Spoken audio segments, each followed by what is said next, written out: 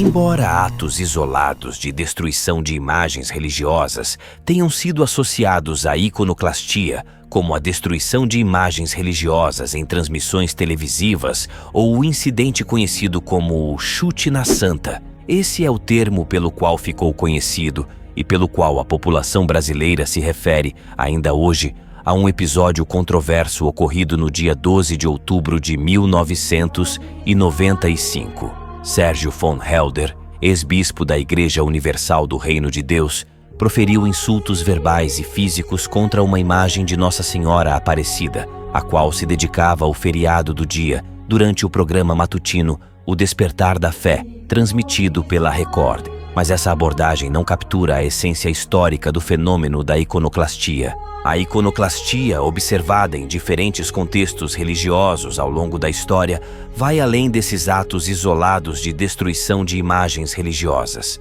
Para entender melhor, é necessário contextualizar sua evolução histórica e teológica. A relação com as imagens religiosas tem sido um tema de divisão dentro do cristianismo, com diferentes tradições e denominações adotando abordagens variadas. No século VIII, o Império Bizantino enfrentou uma intensa crise iconoclasta, impulsionada por fatores religiosos, políticos e sociais. A arte bizantina respondeu à crise explorando novas formas de expressão, refletindo diversas interpretações teológicas e estéticas. Além disso, a teologia da imagem se aprofundou desde os tempos de Aquino e Lutero. Teólogos contemporâneos exploram a relação entre imagem e sagrado, a função simbólica das imagens na experiência religiosa e o papel da arte na evangelização e na catequese. A Igreja Católica, por exemplo, no documento Sacrosanctum Concilium do Concílio Vaticano II, reafirma a importância da arte sacra como expressão da fé e como meio de elevar as almas a Deus. A iconoclastia não se limita ao período bizantino ou à Reforma Protestante. Diversas culturas e religiões vivenciaram movimentos iconoclastas, motivados por diferentes razões, como a rejeição de representações consideradas heréticas ou blasfemas, a luta contra a idolatria, a contestação do poder político e religioso, ou a busca por uma espiritualidade mais pura e interiorizada. Na contemporaneidade, a iconoclastia se manifesta em debates sobre a remoção de monumentos históricos, a censura de obras de arte e a crítica ao uso de imagens na mídia e na cultura popular. No Ocidente, a Idade Média tardia testemunhou um florescimento da piedade popular, expressa na devoção aos santos e no uso de suas imagens e relíquias. Este fenômeno, conhecido como a virada afetiva na religiosidade medieval, reflete a crescente importância da experiência emocional na prática religiosa. No entanto, abusos documentados como a venda de indulgências e a circulação de relíquias falsas, aliados à invenção da imprensa e ao movimento humanista, fomentaram críticas à Igreja, resultando em reformas que transformaram profundamente a Igreja Católica e deram origem à Reforma Protestante. Este debate busca explorar essas diferentes abordagens históricas e teológicas da iconoclastia, bem como suas implicações contemporâneas. No contexto do debate medieval sobre a iconoclastia na Igreja Católica, argumentei que a veneração de imagens é um meio de honrar a Deus e instruir os fiéis, não é idolatria. Na tradição católica, as imagens são vistas como janelas para o divino, servindo como um meio para a contemplação do sagrado. As imagens atuam como um livro para os iletrados, ensinando a fé e inspirando a devoção. A Sagrada Escritura, interpretada à luz da tradição e guiada pelo Espírito Santo, não proíbe a criação de imagens, mas sim a adoração de ídolos. No Antigo Testamento, encontramos exemplos de imagens usadas no culto divino, como os querubins na Arca da Aliança, Êxodo 25, 18, 20, e a serpente de bronze, Números 21, 4, 9. A encarnação do Verbo, em que Deus se tornou visível em Cristo, valida o uso de imagens como representações do divino. O Segundo Concílio de Nicéia confirmou essa prática, distinguindo entre latria, adoração devida somente a Deus, e dúlia, veneração aos santos e suas imagens, enfatizando a importância de compreender a diferença entre veneração e adoração. O Decálogo proíbe a criação de imagens para fins de adoração, como se lê em Êxodo 24, 5. Não farás para ti imagem de escultura, não te prostrarás diante delas nem as servirás. Na perspectiva protestante, a verdadeira fé se baseia na palavra de Deus e na graça de Cristo, não em objetos materiais. As imagens não apenas são desnecessárias para a fé, como também podem levar à idolatria, como a história da Igreja tem demonstrado. A Reforma Protestante buscou purificar a fé, removendo acréscimos humanos que obscureciam a verdade do Evangelho. A verdadeira adoração deve ser em espírito e em verdade, João 4:24, como Cristo ensinou. A encarnação de Cristo, a imagem perfeita de Deus, torna as representações materiais não apenas redundantes, mas também potencialmente perigosas, podendo levar os fiéis a adorar a criatura em vez do Criador. Na interpretação católica, a proibição bíblica é direcionada à adoração de ídolos e não ao uso reverente de imagens como auxílio à devoção. As imagens são veneradas, não adoradas, pois a adoração é devida somente a Deus. A tradição da Igreja sempre reconheceu o valor pedagógico e devocional das imagens. As imagens não são adoradas em si mesmas, mas veneradas como representações do divino, elevando as mentes dos fiéis a Deus. A Igreja Católica utiliza imagens de forma cuidadosa e reverente, evitando qualquer tipo de abuso ou superstição. As imagens são um meio eficaz de ensinar a fé, especialmente para os iletrados, e de inspirar a devoção, ajudando os fiéis a se conectarem com Deus e com os santos de uma maneira mais pessoal e tangível. Na teologia católica, a encarnação reforça a importância da matéria como meio de graça, como um canal através do qual o divino pode ser encontrado. A veneração de imagens não se opõe à adoração em espírito e em verdade, mas a complementa, pois a matéria pode ser um meio de elevar o espírito a Deus. Embora eu concorde que a intenção por trás da veneração de imagens possa ser boa, a história nos mostra que a prática muitas vezes se desvirtuou. A veneração de imagens pode facilmente se transformar em idolatria, especialmente quando não há uma compreensão clara da diferença entre veneração e adoração. A Reforma Protestante, ao rejeitar o uso de imagens, buscou proteger os fiéis desse perigo e reafirmar a centralidade da palavra de Deus na fé e na vida cristã. A verdadeira piedade não reside na veneração de objetos, mas na fé em Cristo, na leitura e meditação da palavra, na oração e na prática da caridade. A encarnação de Cristo, a palavra feita carne, é o ponto central da fé cristã.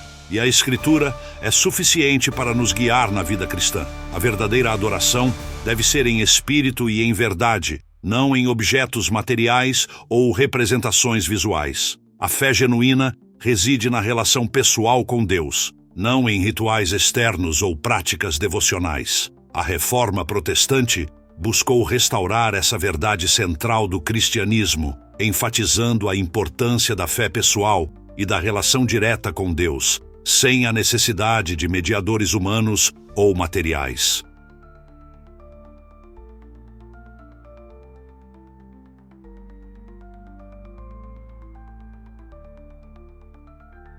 A presença de imagens em igrejas e lares católicos é um elemento fundamental na vida devocional dos fiéis. As imagens, servindo como representações visíveis do divino e dos santos, atuam como pontos focais para a oração, contemplação e meditação. Elas evocam emoções, inspiram a fé e auxiliam os fiéis a se conectarem com o sagrado de maneira mais pessoal e tangível.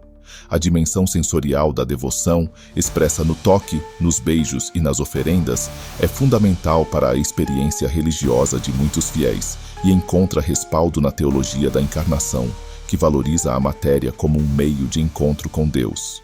A Reforma Protestante rejeitou o uso de imagens na adoração com o objetivo de purificar a fé e evitar a idolatria, que era considerada um grave desvio da verdadeira adoração a Deus. A presença de imagens nas igrejas poderia levar os fiéis a depositar sua fé e confiança em objetos materiais em vez de em Deus. A ênfase na sola Escritura e na palavra de Deus como única fonte de autoridade religiosa buscava direcionar a devoção dos fiéis para uma relação mais direta e pessoal com Deus livre da mediação de imagens e símbolos que poderiam obscurecer a centralidade de Cristo. A reforma não nega o valor estético ou histórico das imagens, mas questiona seu uso na esfera do culto, defendendo que a verdadeira devoção se expressa na leitura e meditação da palavra, na oração e na prática da caridade.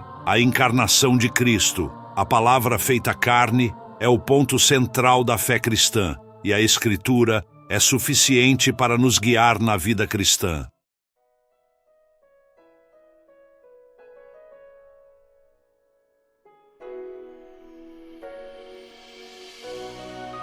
O filodebate sobre o papel das imagens na vida da Igreja e na experiência individual de fé é difícil de entender.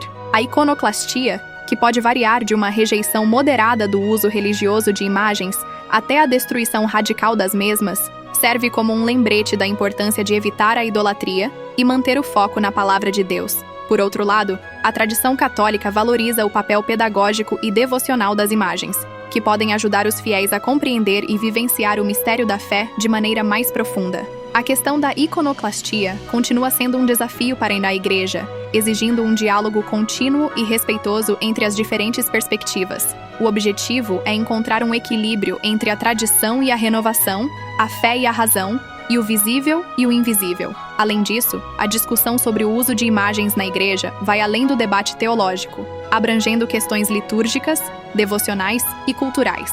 A iconoclastia levanta questões importantes sobre o papel da arte na religião e sobre a relação entre o material e o espiritual. A destruição de obras de arte religiosas, por exemplo, levanta questões sobre o valor da arte e da cultura, e sobre o direito de um grupo religioso impor suas crenças sobre outros. O debate sobre a iconoclastia nos lembra que a fé cristã não é apenas uma questão de crenças e doutrinas, mas também de práticas e expressões culturais.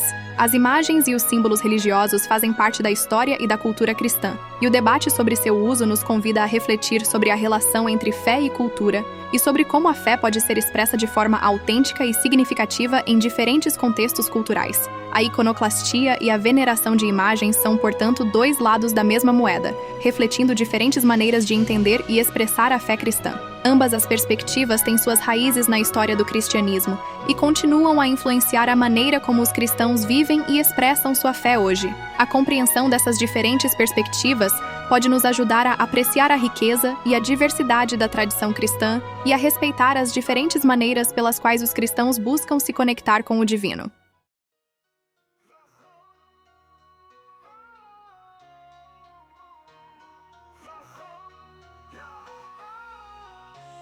Qual a principal motivação dos iconoclastas bizantinos para a destruição de imagens religiosas? A. Uma crença de que as imagens eram demoníacas.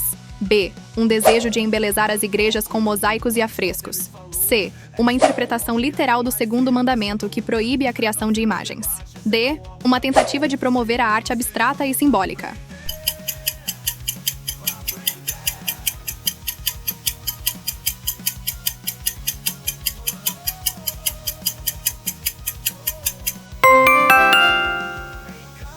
Qual a principal diferença entre a visão de Santo Tomás de Aquino e Martinho Lutero sobre o uso de imagens religiosas? A.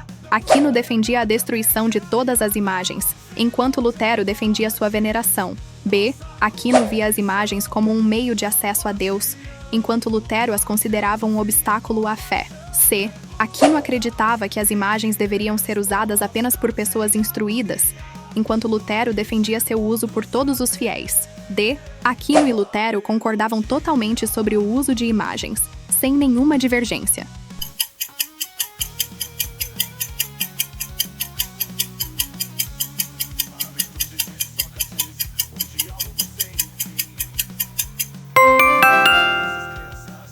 Qual a principal razão pela qual o Segundo Concílio de Nicéia, 787 d.C., foi convocado? A. Para condenar o arianismo, que negava a divindade de Cristo. B. Para estabelecer a data da Páscoa. C. Para resolver a crise iconoclasta e reafirmar a legitimidade do uso de imagens na Igreja. D. Para definir o dogma da Santíssima Trindade.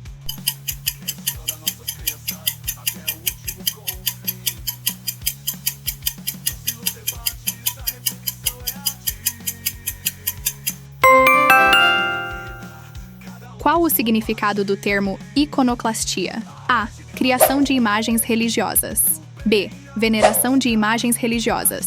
C. Destruição de imagens religiosas. D. Estudo da arte religiosa.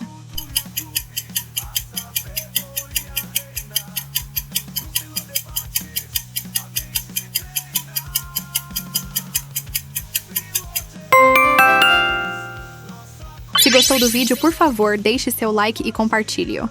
Caso tenha sugestões ou comentários, sinta-se à vontade para compartilhá-los.